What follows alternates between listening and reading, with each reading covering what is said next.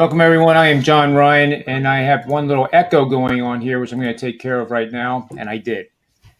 But welcome, everyone. This is Manny's Irish Pub Sports Betting Show.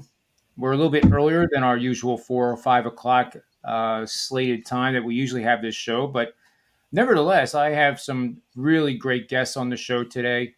I've been partnering with Jesse Schule now for quite some time, and Chris Wassel also joins us. He is a former beat writer, extensive beat writer, I might add. Has some great locker room stories that he tells once in a while for the New Jersey Devils. And just a wealth of information. And quite frankly, these two guys are two of the best NHL professional bettors like I know, period. You know, little shout out to Carmen Bianco and Kevin Andrew McGinnis at McGinnis. Wager Talk. Certainly, those two are right up there as well. So among those four, I don't think you would find too many other professionals as good as these guys. So welcome to the show. What'd you think of the home run derby last night? I still am trying to figure out if Kyle Schwarber fixed it in losing to Pujols to give him his time in the sun, which if he did, I have no problem with. Not at all. I mean, it's a home run derby for goodness sake. But Soto, 15 years, $440 million he turns down at the age of 23. I guess, Chris, you might say that he doesn't want to play in D.C. At this point, it's hard to believe what that team was a few years ago and what that team is now. I mean, they have really gutted things, unfortunately. And would anybody in their right mind want to spend 15 years or even somewhere close for a comprehensive rebuild? I sure wouldn't. That's almost just common sense. It's really not about the money. I know people are like that number is just going to scream at people, but unfortunately, that's not what this is about. Jesse, would you turn down 15 years, $440 million if somebody gave you a contract and all you had to do is sign it? I don't think so. No, I think I'm gonna take that. I get Chris's point, though. I mean, rebuilding, especially rebuilding in DC, which has been kind of an erratic franchise over the last couple of decades. I mean, it's certainly not the traditions of the Dodgers and the Yankees, for example, and it is an unfair landscape. I mean, it really is. You look at teams like Pittsburgh, even San Diego in a small media market out there, even though it's Southern California, they're in the shadows of the Dodgers. And they're also in the shadows of the Anaheim Angels or the LA Angels, who are pathetic. And that's one question I'll ask both of you, starting with Chris, is the Angels situation with Ohtani and Trout. Two of the best players in all of baseball on the same team. Why is that not working? And do you have any ideas of what would make it work? They need a complete and utter overhaul of that entire pitching staff. I don't know what happens. And obviously from the losing streak, that was a microcosm of their entire season where they found more ways to lose than Anthony. I'm going to bring up an immortal name of immortal names here than the old Met Anthony Young, who lost basically 30 straight appearances, or what felt like 30 straight appearances for the Mets back many years ago. It's amazing to see what happens when a team loses that many games, but it's more just stark that this team finds ways to lose as opposed to finding ways to win, and that's more troubling. I mean, if Joe Madden couldn't fix this, then you have to sit there and look at manager and go, why can't you get any kind of talent from the defensive and pitching side at all? They just can't. I can't agree more. And we talked about it endlessly, and Jesse knows this too. That you want to fire the coach in a panic situation because you've lost 14 in a row, and of course somebody has to be accountable for it. I get all that, but don't you think a little bit maybe forward thinking and realize that there's nobody available that even comes close to Madden? With all due respect to the current guy, I mean, it's working in Philly somehow with Thompson. You got rid of a really good manager there, in my opinion, in Girardi, without really thinking it through of how this is going to unfold with Bryce Harper's contract, which is monumental, and he's married to that organization for his contract. But Chris, you may not know this about Jesse Schule, but he is one of the biggest all-time fans of Ohtani. I mean, every time we get together, it's Ohtani this, Ohtani that. He's not really a fan of Ohtani, and he doesn't really care for the hype associated with it. And I get it. I certainly can see why. I don't know what I feel about Ohtani, to be honest with you. I mean, he's the MVP, reigning MVP. He's on his way to possibly a back-to-back one. What do you think of the whole Angel situation, Jesse? Well, I mean, I got nothing against Ohtani. It's not him. It's any player, any organization, any team that gets that hyped. I'm not a fan of the hype associated with sports and players and teams. And when you put somebody up on a pedestal, there's only a few that have stood the test of time. Maybe Michael Jordan, maybe Wayne Gretzky, a few chosen ones that lived up to that hype. But the majority of them come crashing down. You look at Yasiel Puig, Trevor Story. Their first couple years, if I had told you that Yasiel Puig would be out of MLB a few years after his years with the Dodgers, nobody would have believed you. Great example. Really great example. So, I think they're a mess. Noah Syndergaard goes on the block pretty soon, I think. And that'll be a sweepstakes and a half for whoever gets him. I would think they'd move him, don't you? They might as well send everybody packing, to be honest, aside from Ohtani and maybe Trout. Well, maybe they can play better baseball 2-on-9.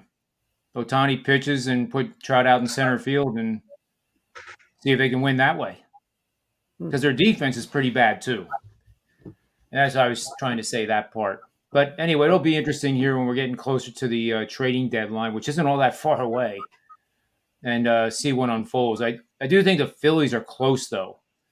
I think they've done some remarkable things. Whether Thompson gets the credit or not doesn't really matter. But I think Schwarber has really kind of been the leader in that locker room from what you hear. And, he's got 29 homers. He's swinging the bat really, really well. Nola, everybody and their brother thinks he's going to have a fade to the second half like he normally does. I don't think so. I think him pitching in the 2-hole behind Wheeler, I think that's exactly what his skill set is. And then it's a question of, Suarez getting better in the second half. I mean, he can't be any more inconsistent than he was in the first half. Point is, there's a lot of ifs. But I think the Phillies, if they could go out and get maybe one or two, maybe a starter, maybe they do go after Syndergaard and say, okay, we're going to win now, regardless if Bryce is coming back or not. I think that's the $1 million question, really, or the $10 million question in terms of the payrolls of these teams now. Anyway, let's move on to CFL. And these guys know CFL too. Jesse is a resident of Vancouver.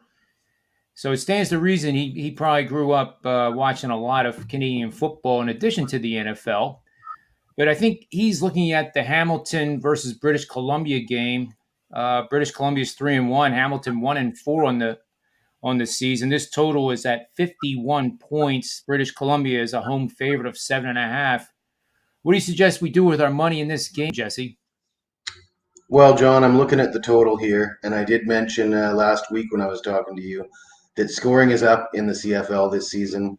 The league put a big emphasis on getting scoring up after a kind of a disastrous season last year. Scoring was down. That's bad for ratings. They've changed some rules. They have different kickoff rules now. The no yards penalty is now 15 yards instead of a 5-yard penalty for a standard no yards, and a few other things that they've changed. One of the things I've noticed also is completely opposite to the NFL. When the coaches are throwing challenge flags in the CFL, it's almost like the review is leaning towards the coach rather than the referee. They absolutely love overturning calls. And we saw that with Edmonton-Montreal game last week. 3 huge pass interference calls completely changed the makeup of the game. Edmonton was losing by 19 points in the third quarter. They ended up winning that game outright.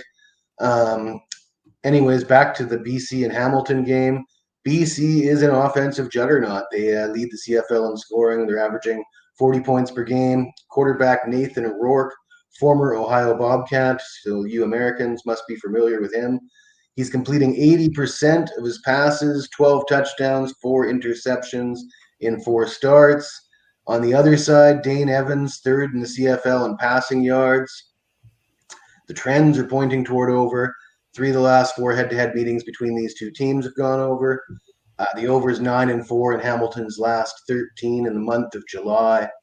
The Lions have gone over in 9 of their last 10 overall, and the over is 6-0 in the Lions' last 6 coming off a loss.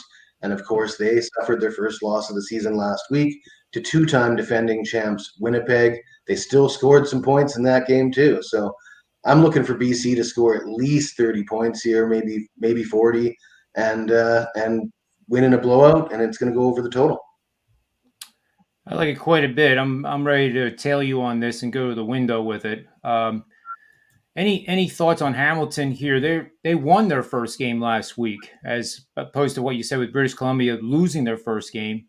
Hamilton has also not covered the spread in all 5 games, and I think that in and of itself makes his total a little bit cheap. Like if Hamilton wasn't struggling on offense, I think they're scoring only 23 points per game. I think this, if they were a normal team in the CFL, I think this total would be probably closer to 55. But what do you think? Is there any connection there with the 5 consecutive against the spread losses and the total being a little cheap? Well, more on Hamilton. I mean, Dane Evans, I mentioned him as the quarterback. He is a guy that can really move the ball, but he's got more interceptions than he does touchdowns this year. If he can avoid the mistakes, he'd be the Ticats would be scoring a lot more points. I think this total is deflated. I think it should be higher, and I think part of the reason for that is, like I said, we went through an entire season last year where we were lucky to see 40, 45 points in a game, and it takes a while for the bookmakers to adjust to an increase in scoring. Yep. Let's turn it over to Chris here. Do you have any thoughts to add to it? Do you think, based on what Jesse presented, this is a good bet that you would tail and take to the window? I'm running to the window with this one. Look, this BC team is fun to watch. I got the Cliff Notes version in their game against Toronto, where it's like, well, I sat there early in the season. It's like, well, I don't know, maybe it looks like a high paced offense. It looks like they look pretty good, but they played Edmonton week 1. Let's see what happens. And then they came out and they just wiped the walls with Toronto. It wasn't even close. It was ugly. The Argonaut fans were crying like the Maple Leaf fans do.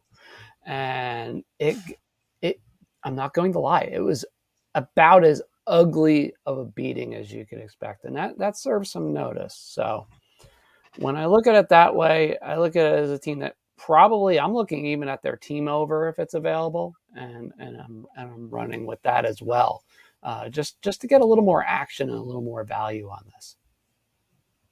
Yeah, I like it. I like it a lot. I think we have a show best bet right there with the over in the Hamilton BC game Thursday night. Now moving back into baseball here. The Seattle Mariners have stunned everybody. 14-game winning streak. Arguably, the beginning of the year, probably one of the worst offenses baseball had. And somehow they put it together in almost like Moneyball Oakland A's fashion, and they are cruising. I looked at the schedule. I saw that they have Houston up next on Friday. But Houston plays a doubleheader at home against the Yankees tomorrow. That's a pretty hard turnaround to go doubleheader with the Yankees, fly to Seattle to take on a team that's won 14 in a row. So I've been trying to look at the schedule, trying to figure out, like, where is this going to end? So Jess, you have any thoughts on the Mariners and are they a playoff team? Are they going to make the wild card, or is this just a 14-game winning streak and then it's back to 500 ball and that's not going to be enough? I like the Mariners. I like what they've done. If you look at their lineup, as you said, the first half of the season, they were really struggling in the beginning. But if you look at some of the guys they picked up, they've got a lot of guys on that team that can hit 20 plus home runs. They're not the most consistent hitters. They don't hit for the highest average, but they certainly have a lot of power in that lineup, and that seems to be the way the game is trending these days. But regarding that game against Houston, with Houston having the doubleheader against the Yankees, correct me if I'm wrong, but coming out of the All-Star break, you should turn to the top of your rotation, right? One and two starters going in that doubleheader, unless you decide for strategy reasons not to. That could leave Houston's third starter going against Robbie Ray of the Mariners in that Friday game. I mean, I know they probably haven't listed pitchers yet, but that would certainly be an interesting matchup, and a matchup that would favor the Mariners. Yeah, for sure. It's there's always that letdown factor too, which hasn't been prevalent this season, believe it or not. Teams like the Red Sox have actually done well the game following the last game of a series against the Yankees, as we talked about on previous shows. But speaking of the Yankees, again, to revisit that one angle I use with a couple of different parameters, teams that have outscored their opponents by 150 or more runs, and the Yankees are coming up more on 200. Dodgers are another team. I believe Houston has outscored their opponents by 99. So there's only two, and it is somewhat rare that you have two teams that are outscoring their opponents by this big a margin at this point of the year. But for whatever reason, in July, there tends to be a little bit of regression. The Dodgers are kicking butt still, but they're not at the point where I saw the Yankees on July 1, which I said, I think it may sound dangerous to do, but I think if you fade them at the lines, they're averaging a minus 185 favorite, no matter where they are, no matter who's pitching. I mean, that's the average. So they're favored in every game, and they're one game over 500 in July so far. I believe it's 8-7. But they're losing money. So if you faded them, you actually would be doing quite well. I think it's a 26% ROI. And even if they go 6-4, which is conceivable with them, they're a very, very good team. But if they go 6-4, you're still going to be in the 17 to 20% ROI over that 10-game span. So it's not like I don't like the Yankees. I think they're got everything in place to win the World Series and probably just continue to dominate. But the betting market now has made it really tough to back those guys. And before the show, we were talking, and I believe this is correct out of my database here. Home teams are favored by minus 200 or more in the money line in the 2022 season, or 140 wins, 60 losses. That's 70% winners. And guys and gals, this is why you just don't listen to win percentages in hockey, because it's money line, or Major League Baseball, because it's nonsense. It doesn't reflect how much a guy has made on his bets. If he says he's made 70% and doesn't mention ROI, in my humble opinion, you should just discount anything else the guy says. So ROI right now is minus 1% for home favorites of minus 200 or more. If you would have bet on them, the ROI becomes 9% negative.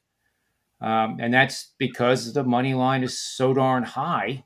And most of these games are the Yankees. I'm looking at June 25th here. It just doesn't. I'm just going to stay with that. Any thoughts, Chris, on that? It's funny. It's funny being from the area, and we get this argument every year with the Yankees as far as return on investment. And there is a certain point where the Yankees just become unprofitable, and not just the postseason has been kind of a running joke over the last decade in particular. But it is interesting. I mean, this is a team that is driven very much, and it always has been on power. It's the numbers are staggering, and when this team does not hit well power wise, they struggle, or they face really good pitching.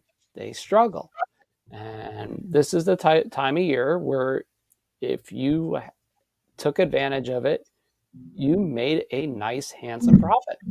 This was probably the time right around the All-Star break, because I swear to Christmas, Giancarlo Stanton and all these power hitters seem to get right near the All-Star break and they take a breather. And I get it. It's a 162 game schedule. They have to at some point.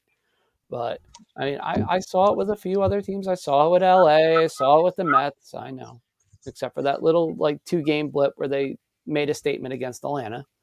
It's the same thing. These teams know it is a marathon right now and not a sprint. So when they kick it in later, that's when you bet on them. But right now is not the time. Well, you're talking because I did a little query on the Yankees specifically as a home favorite of minus 200, and they are 20-4 on the season this season. Now That's that's a got to be 6% profitable. ROI. That's crazy. pretty good. But let's see what they are on the road as a minus 200, because that's gonna happen. It's gonna happen a lot. Wait for it. This one's Let's interesting. see here. Can't be surprised. All right, road favorite this year. It's coming up here. Sometimes it's slow. After this, we should check on the Astros because word's out that they've been jinxed for the second half of the season. Good point. Yankees on the road so far this year as a 200 favorite or more, 9-3, 11.5% ROI. Yeah, it's very surprising. It's not something you would expect from this Yankee team, but they've been incredibly consistent that way. They have. I think it's time to continue to fade them though when they're like this, because if one team is accounting for this much of the ROI of the league being minus 200 favorites, then that ROI becomes doubly more negative than what I said earlier. Does that make sense? What I said there? At some point, it's got to regress back to some Right. kind of not necessarily the average, but somewhere lower than what it is now. Yep, I agree. And you wanted Houston, right? Yeah, well, the word out on Twitter this morning was that Mattress Mac bet $2 million on the Astros to win the World Series again. So, if you know Mattress Mac's record with those bets, you could consider that a bit of a bad omen for the Astros. Yeah, it's almost like being on the cover of Sports Illustrated back in the day. Minus 200 favorite at home, Astros, 0% ROI, exactly zero on a 13-5 record. So here again, you meet some guy that thinks he's a great MLB bettor, and I'm hitting 72.2% winners. Well, how much money have you made? Zero. But this is an example of what we talk about. Like you cannot consistently get away with betting monster favorites in hockey or baseball. The under for the Astros is 12-6 to the under. That's 67% winners in those games. And let's see how they do on the road. They're 3-3, and that ROI is minus 32% for the Astros. They've been a 200 or more favorite 6 times. And the other thing, too, we talk about is home run line favorites. There's a time and place for everything where it does make sense to do a home favorite on the run line. But generally, that's one that we all kind of avoid because it's just not a good thing to do for the entire season. It might be brilliant for a week or two, but over the course of a season, those situations usually don't pan out too much profit. I'd say that 90% of my run line bets are going the other way, taking the runs rather than laying them. I can't agree more. Yep. And usually it's the away team, and usually away team with a better record than the host. that's a situation that is pretty good one to start looking at, and then you drill further and do your research. But that's a good starting point for sure. That's where the value is, and sometimes the value looks like something you wouldn't bet on to save your life. It's a dog that's ugly with fleas, and nobody, it's been cast to the gutter, and nobody wants it. But those are the ones I kind of like. Anyway, one other question here in baseball, and then I'm going to present this little NFL betting angle I have that only hits 74.5% winners over the last 33 years. But of the teams like Boston, trailing by 2 games now in the wild card, White Sox are contingent. They're at 500 now, but they're a team that has vastly underperformed this year due to injuries, but they're still underperforming nevertheless. You also have the Baltimore Orioles that are only 3.5 games out. First time in a long time, all 5 teams in one division, let alone the American League East, have had no losing records among them. And I think that's quite an accomplishment for Baltimore to be able to say they're 500 playing in the East. What is the one team that's not there now that you think will be a playoff team that's not there now? The White Sox? He has to say. Like, for example, will Philly be a playoff team? Do the Marlins have a chance being 5.5 games behind them in the wild card?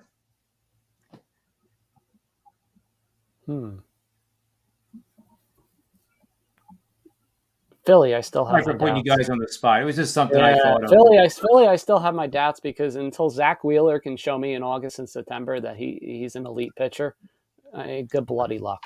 I mean, it's one of those things where it's like they have the tools, they have the talent. There's no question about it. But I mean, last year was kind of up and down and sideways, especially the final month of the season, and there's a lot of big question marks there. And Florida, well, you just don't know what you're going to get from them either. So, that's a tough question. We're supposed to get those, John. I mean, there's no softballs here. I can give you my answer. I think it's going to be the Braves, the Phillies, and the Padres. Yeah, I as much as it pains me because the Braves are like the Jason Voorhees of this conversation. And that's coming from a Mets fan, everybody. It hurts. It's like the boogeyman is constantly there. I mean, there's too many years where I can remember that the Mets should have won. The Braves somehow managed to steal things away. Kenny Expletive Rogers, among a few other not so choice moments, or that damn Chipper Jones. But there you go. It's one of those things where it's like you can't you have to understand that Atlanta, while they may not win, they're not going to win I say it now, they're not going to win the division, but they're going to be more of a factor come the playoffs. Yeah, their presence just alone, it's kind of scary if you have to play them. Jesse, you have any sleepers that you think will make a run? Well, the White Sox are getting healthy. I mean, they really underachieved all year. People expected a lot more from them, but they just couldn't keep everybody healthy at the same time for the first half of the season. All these guys in and out of the lineup. They're starting to look healthy now, and the rest of that division is terrible. I mean, the Twins just can't seem to run away with it. Cleveland doesn't have enough offense. So, I mean, it sets up nicely for, I mean, the White Sox were the favorite preseason to win that division. They're right there. They're only a couple games back. Guys like Giolito having off years. He could only be better in the second half than he couldn't be worse than he was in the first half. I think it could easily come together for the White Sox here in the second half of the season, as bad as they've been in the first half. Yeah, I like the White Sox coming out of the break here. I expect my model to be on them more probably than any other team, because on paper they are vastly underrated. Whether it translates to the field or not, we saw the Angels couldn't translate German into English if their lives depended on it right now. So, but you're right. They're getting healthy and heading in the right direction. The Angels were falling off the cliff and have never recovered. So anyway, we're at the end of the show. I just want to mention that I did do a video clip of an NFL betting system that's on my timeline, and hit 74.5% over the last 33 seasons. It's gotten even better with the scoring evolution of the NFL going higher and higher. And simply, you're going to bet on favorites in a non-divisional matchup. The team that you're betting on is averaging at least 7.5 yards per attempt, which means they're pretty darn good throwing the ball. Patrick Mahomes comes to mind. Matthew Brady. That was the Civil War. Tom Brady.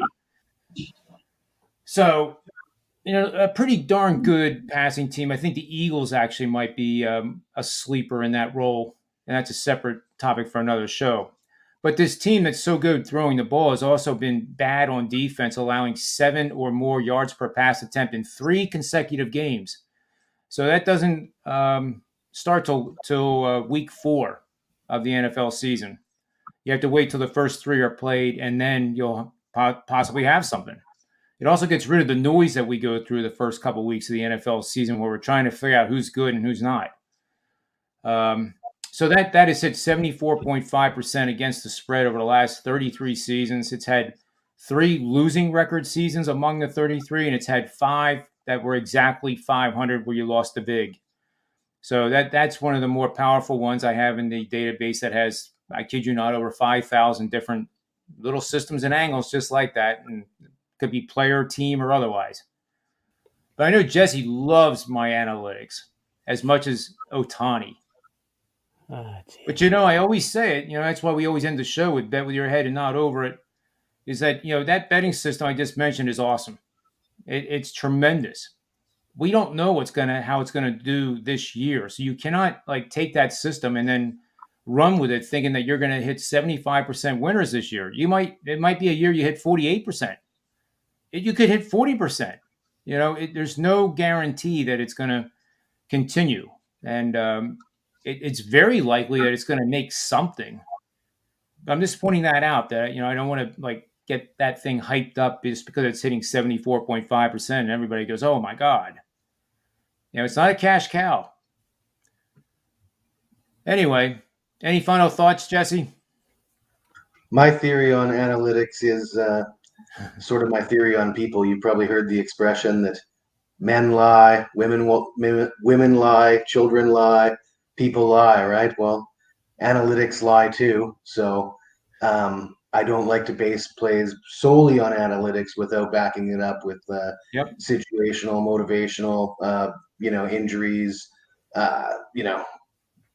It's got to stack up more way past just the analytics for me. And I can't agree more.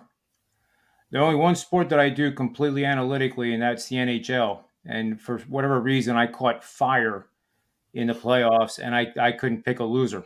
It was just one of those times. But you're right, and I was lucky to have that kind of. It seems to happen that way when you take away your bias. Sometimes, if you try to tackle a sport that you're not quite as familiar with, and you use a system, and you don't have any bias, you're not coming into it with any bias. You can be quite successful sometimes that way. That's true. Like trying to bet on the Eagles if you're an Eagles fan. Yeah. Sometimes the best way is to just take 2 steps back and bet with your head. Yeah. So with that said, thank you for your time, guys. This is the first of what will be many shows, especially as we get closer and closer to the opening week 0 of college football, which is just about 40 days away, I think. It's pretty close. At least it smells close. But Jesse, you know what to do to end the show, so why don't you take us out of here? All right, everybody, please remember, bet with your head and not over it, and may all the wins be yours. Couldn't have said it better myself.